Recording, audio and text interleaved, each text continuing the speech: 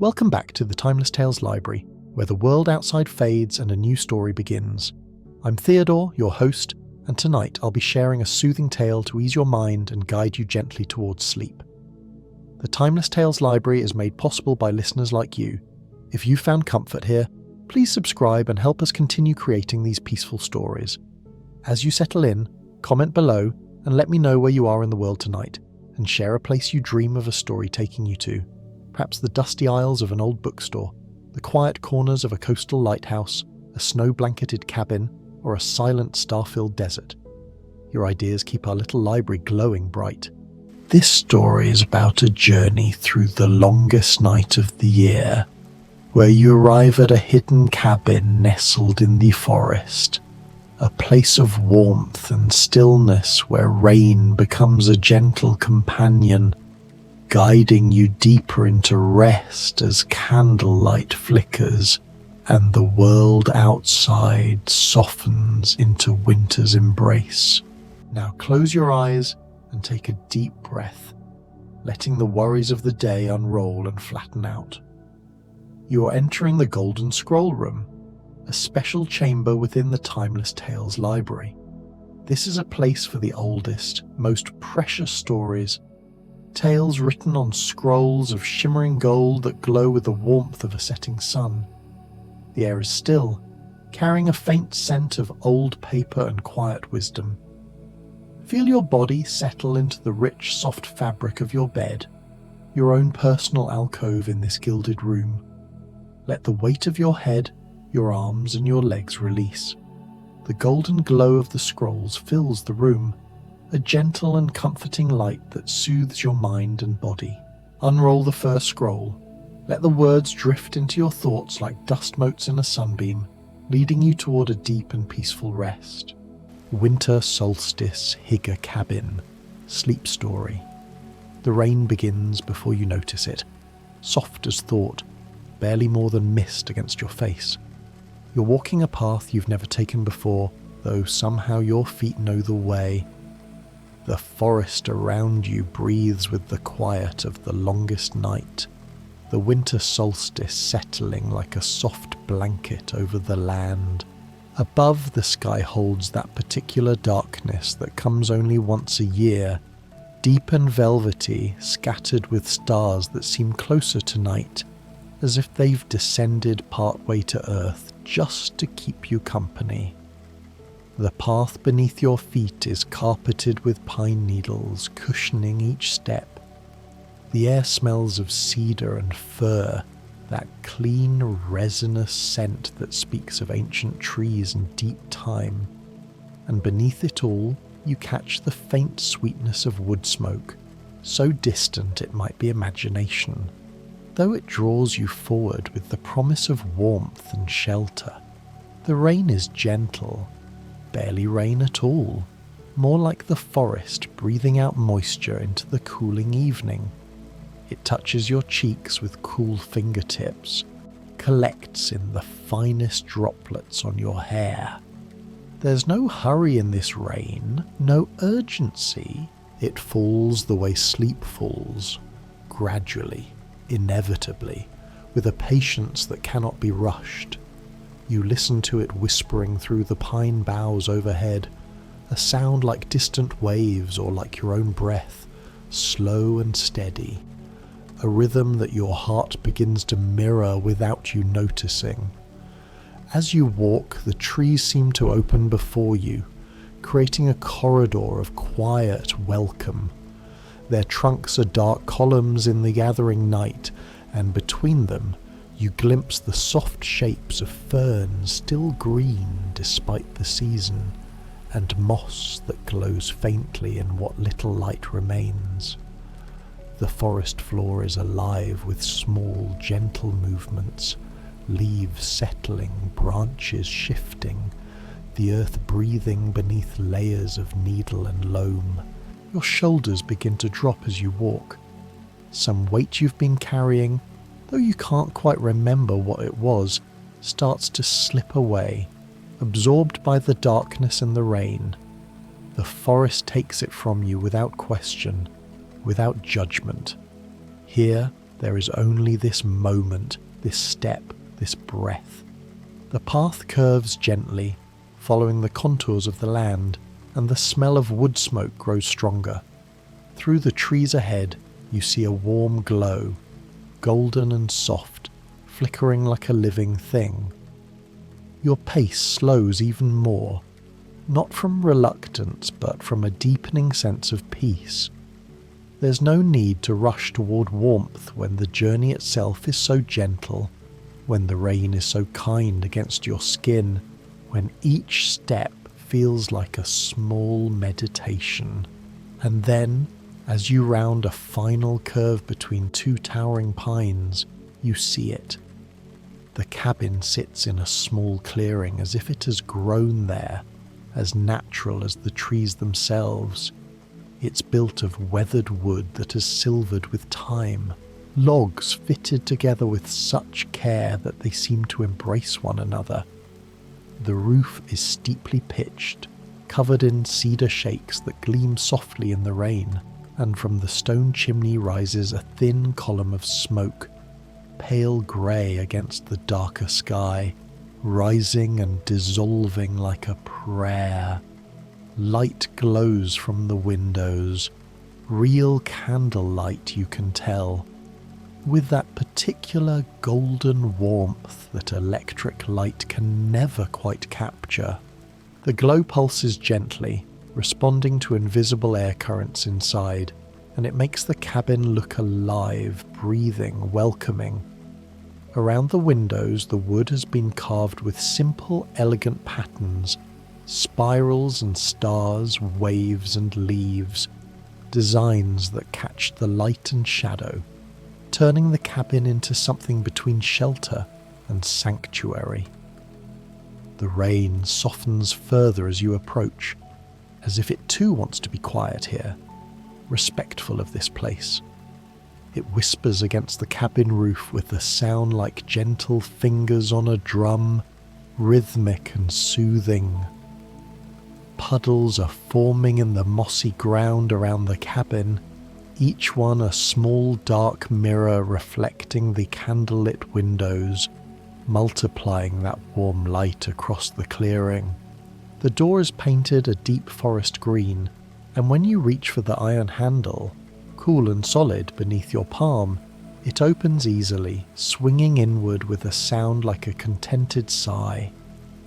Warmth spills out to meet you, carrying with it the scents of pine and beeswax, of something sweet baking, of old wood and comfort.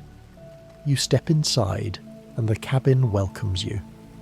The door closes softly behind you, muffling the sound of rain to something even gentler, and you stand for a moment, simply taking it in.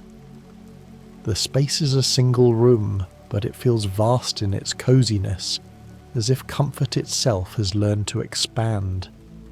The walls are lined with honey-coloured wood, aged to a soft glow, and the ceiling beams are exposed, dark and solid, holding everything safe. In the centre of the space stands a wood stove, its cast iron body radiating heat in gentle waves.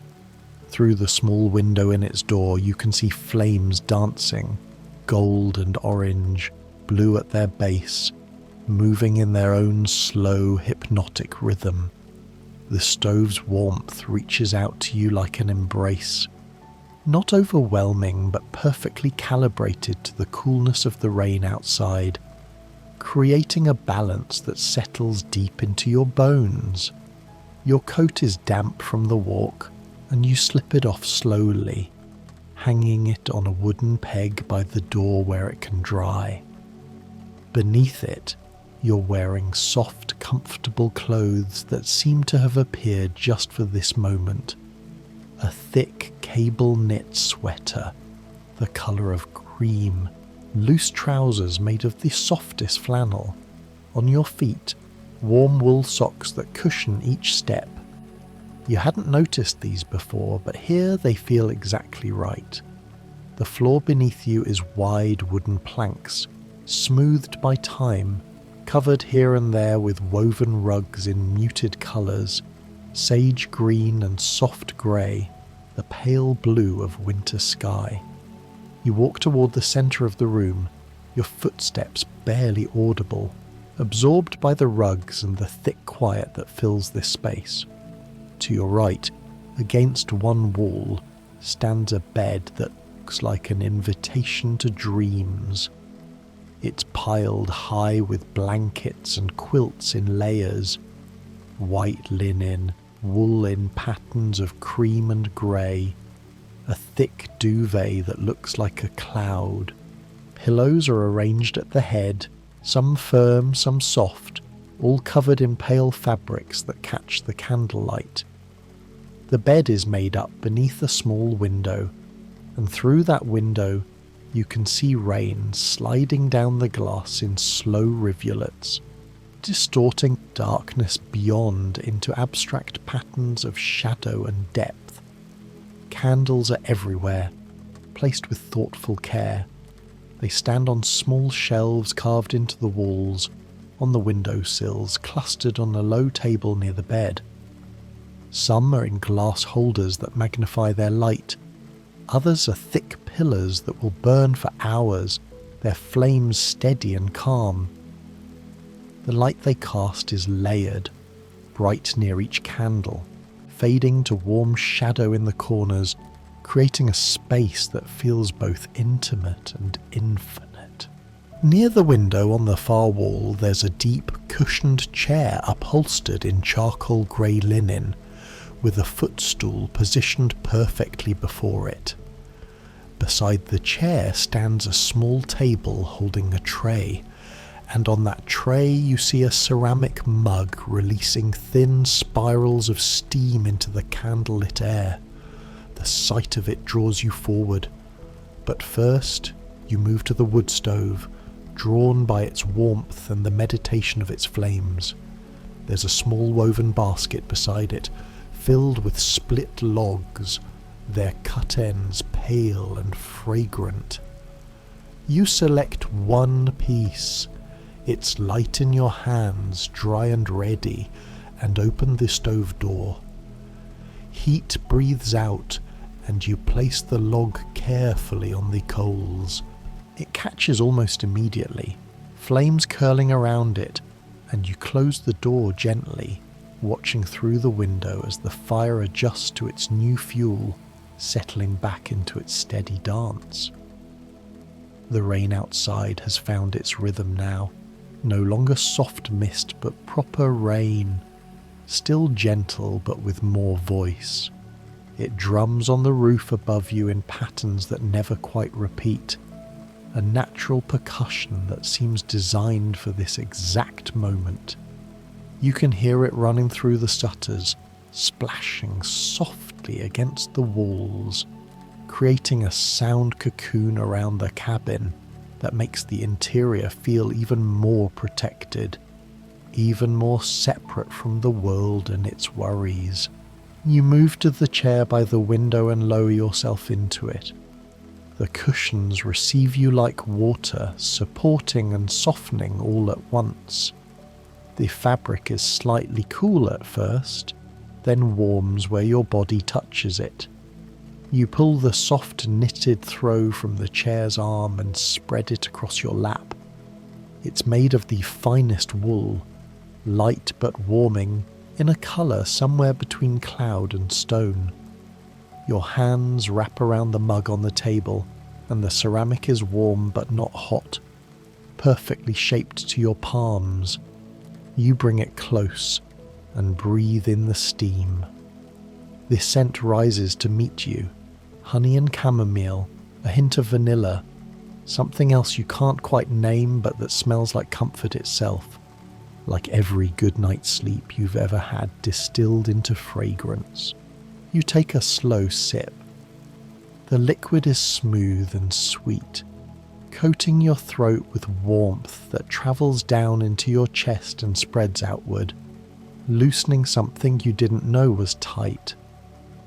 Outside the window, the rain continues its gentle drumming. You can see it now in the candlelight that spills from the cabin windows onto the clearing, silver threads falling through darkness, catching light as they fall, turning to gold before they disappear into the soft ground. The puddles are growing, their surfaces dimpled and dancing with each new drop, creating patterns that shift and reform moment by moment.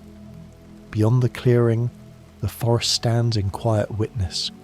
You can see the dark shapes of the trees, their branches moving slightly in the soft wind that carries the rain. Sometimes, between the trees, you catch glimpses of deeper darkness, the spaces where the forest goes on, holding its own mysteries, its own quiets. But none of that feels distant or separate. The forest, the rain, the cabin, you, all of it is one continuous breath, one long, slow exhale into peace. You sip your tea again, slower this time, letting each taste linger.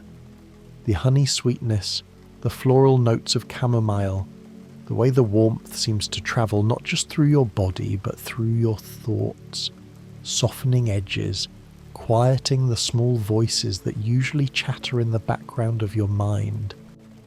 Those voices are growing distant now, like birdsong at dusk, fading not into silence but into a quiet so deep it becomes its own kind of music. Your eyes drift around the cabin, taking in details you hadn't noticed before. On the shelf above the bed, there's a collection of small objects that seem to tell stories. A piece of driftwood worn smooth by water, a cluster of pine cones with their scales open like flowers, a small jar filled with beach glass in shades of green and blue, each piece frosted by the sea. These things have been collected with love, placed here with intention, and they add to the sense that this cabin has been waiting for you, prepared for this exact moment. On another shelf there are books, old ones with cloth covers and gold lettering, their spines faded from reading and time. You can't make out all the titles from here, but you catch glimpses. Collections of poetry, nature writings, volumes of folk tales, books made for slow reading, for savouring, for nights like this when time has agreed to move at the speed of candlelight and rain. Near the books, there's a wooden bowl filled with dried lavender, and another with rosemary and cedar.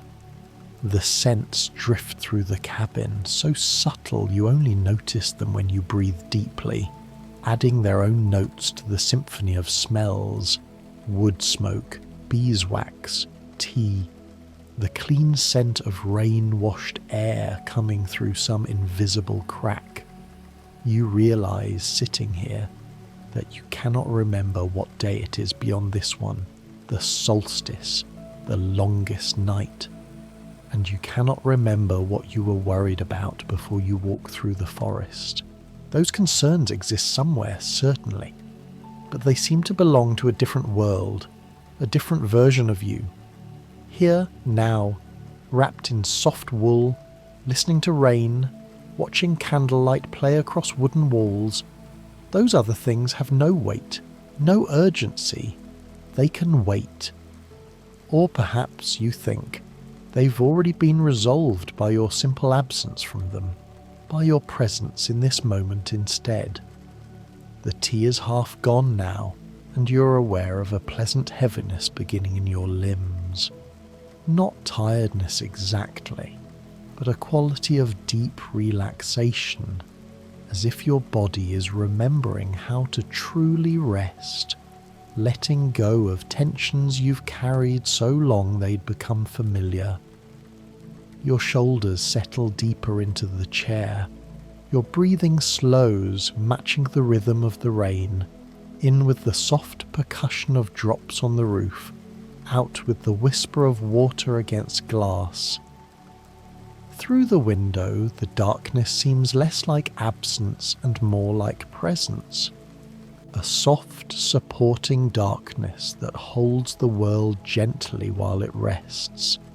The stars you saw earlier are hidden now behind rain clouds, but somehow that feels right. On the longest night of the year, even the stars deserve to be covered, protected, allowed to shine without being watched.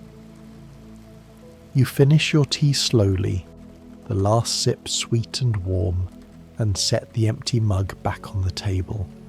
For a moment, you simply sit, hands resting on the arms of the chair, eyes half closed, listening to the rain and the fire and the deep quiet that lives beneath both sounds. This is a silence you can fall into safely, a quiet that doesn't demand anything, doesn't expect anything, simply exists as a space for rest. Your gaze drifts to the bed, with its layers of blankets and its soft pillows, and you feel the pull of it. Not urgent, just a gentle invitation. But not yet. There's no rush. The night is long, the longest of the year, and you have all of it to simply be here, to exist in this small sanctuary of warmth and light, while the rain washes the world clean outside. You rise from the chair slowly, the throw falling away, and move to the window, standing close to the glass. The cold radiates from it in the faintest wave, a cool breath that makes the warmth behind you feel even more precious. You place your palm against the glass, feeling its chill, and watch the rain stream down around your hand, each drop catching the candlelight, turning to amber, to gold. This rain, you think, is falling on the whole forest, on every tree and fern and stone. It's filling the streams that run through hidden valleys, collecting in the hollows of ancient oaks, beading on spiderwebs like crystal. It's washing everything clean, preparing the world for the return of light that will begin tomorrow, slowly, imperceptibly, the days growing longer, breath by breath, until summer comes again. But that's tomorrow's promise. Tonight belongs to darkness and rain and rest. You turn from the window and move through the cabin, your steps slow and purposeful. You tend the fire again, adding another log, watching it catch. You blow out a few of the candles, not all of them, just enough that the light grows softer, more amber, more like the light of dreams. The shadows deepen in the corners, but they're friendly shadows, comfortable and safe. At the small sink in the corner, a simple basin with a hand pump, you fill a glass with cool water and drink it slowly, feeling it travel down, clean and pure. You splash a little on your face, the coolness refreshing, awakening one more moment of clarity before sleep begins its approach. And then, finally, you move to the bed. The quilts and blankets are cool when you first slide between them, cool the way river stones are cool in midsummer, a deliberate, delicious shock against skin that has carried the day's small frets and chill. You pause for one involuntary heartbeat, savouring that first contrast before your own heat begins its quiet work. It rises from your chest, your thighs, the soles of your feet, spreading outward like warm water poured into a bowl. Within moments, the fabric drinks it in and gives it back multiplied.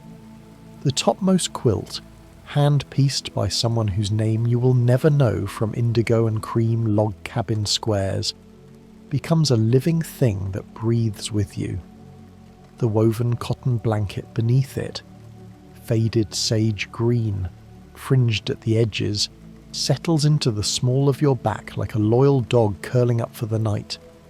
The heavy wool layer, dyed deep rust with walnut hulls decades ago, adds its own faint lanolin scent, earthy and reassuring, and crowning everything, the goose-down duvet, so weightless when you lifted it, now so substantial as it sinks, billows and then rests, a slow-motion snowdrift that remembers every contour of shoulder, hip, and knee. The sheets themselves are old friends. High-thread count cotton washed so many times the weave has relaxed into something almost like flannel, yet still crisp where the iron touched it this morning.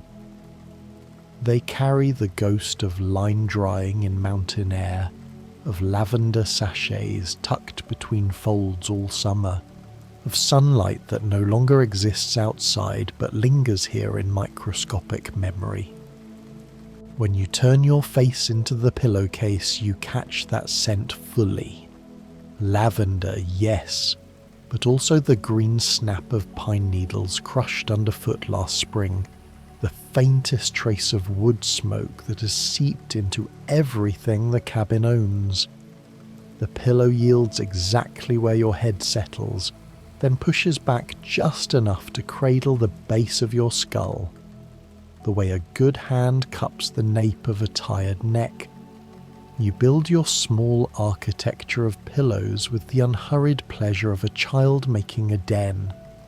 One thick rectangle beneath your head, another slid lengthwise so your top arm can rest along it without going numb.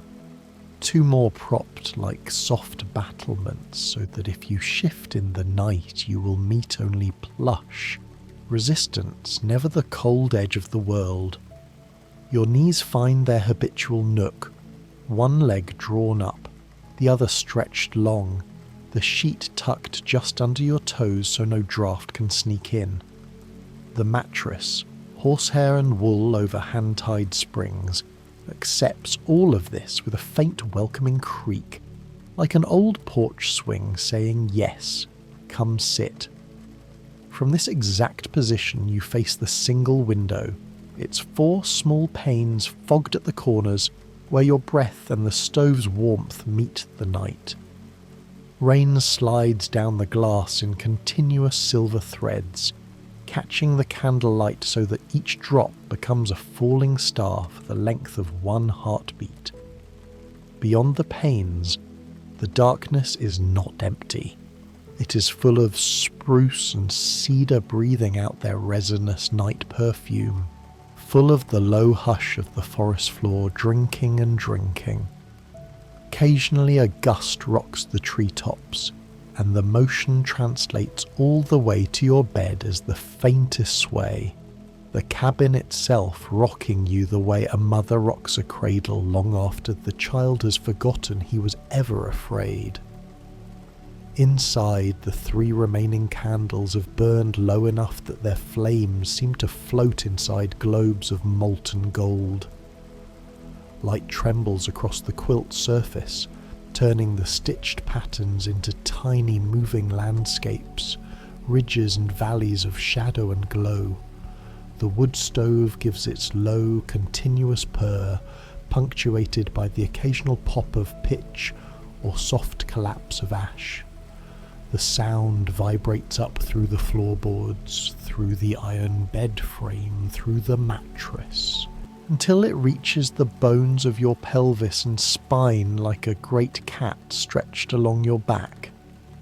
Your feet, which were icy when you first climbed the porch steps hours ago, are now almost too warm. You push one out from under the duvet for a moment, let the cool air kiss your ankle, then draw it back into the nest with a sigh that feels like the last page of a long letter finally signed. Your fingers uncurl against the sheet, palm open the way children sleep, as though ready to receive whatever gift the night decides to place there. Sleep is no longer something that will happen to you. It is a place you are already walking toward, barefoot on a path of warm stones. The boundary between the room and your body softens. The glow behind your closed eyelids is the same amber as the candlelight, the same rose as the coals, the same deep indigo as the rain-lit dark outside. Sounds braid themselves together, rain on tin, fire in iron, blood in your ears, until you can no longer tell which is which. Even the scent of lavender and wood smoke begins to feel like something you're remembering rather than smelling. Something from a childhood you maybe never lived, but somehow still belong to. The very last candle on the bedside table gutters, rights itself, steadies. You watch it through the lace of your lashes, not with effort, but with the lazy affection one gives a lighthouse seen from a slow-moving boat. Its pool of wax has risen high enough that the flame now burns inside a translucent cup, a tiny lantern carried by an invisible hand through the country of night. The light shining through the wax is the colour of honey held to sunlight, of late afternoons in September, of every good thing that has ever been warm. Your eyelids surrender their last pretense of duty. The world does not vanish. It simply loosens its edges and allows you to fall upward into it. The rain is inside your breath now. The glow of the fire is inside your chest. The weight of the blankets is the same weight as the sky resting on the mountains, and you are somehow holding all of it, or it is holding you. There is no difference anymore, and then even that gentle distinction dissolves, and there is only the slow, continuous, effortless motion of being carried by darkness, by warmth, by the quiet certainty that everything necessary is already here. You're aware dimly, as if through many layers of wool, that the winter solstice is still crouched outside like a great animal, its breath the long darkness that has swallowed the valley whole. The forest stands in its ancient patience, every needle and branch outlined in frost that will not melt for hours yet. You can almost feel the trees listening to the night, the way they listen to every night, holding their slow green thoughts beneath bark and pitch. Somewhere below the cabin, the little streams run black and quick with winter rain, carrying fallen alder leaves and the faint mineral scent of stone toward the river that never quite freezes. Above, the stars are hidden behind a lid of cloud so thick it feels deliberate, as though the sky itself has drawn curtains for your sake. But none of this requires your attention. You do not need to stay awake for the exact instant when the Earth's tilt begins, imperceptibly, to swing back toward the sun. That silent pivot will happen, whether your eyes are open or closed, whether your heart counts it or not. The only task left to you, simple, sacred, and non-negotiable, is to rest. And so, with the gratitude of someone laying down a burden carried too far, you do. You let the last bright threads of wakefulness slip from your fingers. They rise like faint balloons of light, drifting upward through the rafters, through the cedar shingles, through the rain, vanishing into the night you no longer need to police. Your breathing, which has been shallow and watchful all day, suddenly remembers its older, deeper cadence. In. And the lungs fill with the smell of wood smoke and wet hemlock drifting in through the cracked window. Out, and the day's small worries are exhaled like steam. The body takes over gladly, reclaiming its animal rights, heartbeat steady as a metronome made of oak, blood moving warm and slow as sap in spring, though it is still deep winter. The cabin itself seems to settle around you with a sigh of relief. The hand-hewn logs, dark with a century of smoke and stories, relax into their duty of holding warmth. The old iron latch on the door clicks once in its sleep, as if to say no one will disturb you. Even the floorboards, warped and silvered by generations of boots, seem to cup the bed more tenderly now. The wool blankets, thick as sheep still grazing somewhere in memory. Way just enough to remind you where your edges are, and then a little more, until the distinction between you and the bed begins to blur in the best possible way. Rain keeps its patient conversation with the roof, each drop a fingertip tapping, tapping, tapping. The same lullaby the mountains have heard for 10,000 years. Sometimes the wind lifts the hem of the storm and the drumming swells. Sometimes it softens to a hush, as if the clouds themselves are tiptoeing so as not to wake you. Between these rhythms, the silence is enormous and kind. The kind of silence that contains owls, distant waterfalls, the slow turning of planets. The candles you lit earlier, 3 beeswax stubs in blue glass jars, have burned low, their flames leaning toward the wick's end like old friends reluctant to say goodbye. Light trembles across the walls, picking out the grain of the pine, the small knot that looks like an eye, the faint charcoal sketch someone drew decades ago of a moose standing in snow.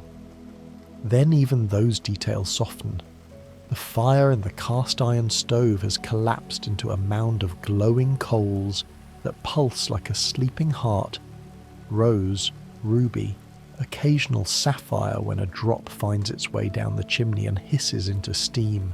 Heat radiates in slow waves, rising to the quilt, sinking into your bones until you feel yourself becoming part of the cabin's long warmth, another ember banked for the night. There is nothing to guard against, no tomorrow knocking yet, no yesterday rattling its chains, only this present moment, vast as the darkness outside and infinitely gentler. Dreams may come. Perhaps you're already walking barefoot through moss that glows faintly under moonlight you cannot see, or floating above the forest watching rings of rain ripple outward across a black mirror lake. Or dreams may choose to leave you in peace. Either way, the night will not ask you to file a report. The very last thing you notice is the rain again, closer now, as if it has come inside to finish its song right at your ear. It falls on the roof like countless small hands, promising the same thing over and over. Everything will be washed, everything will be fed, everything hidden will one day grow.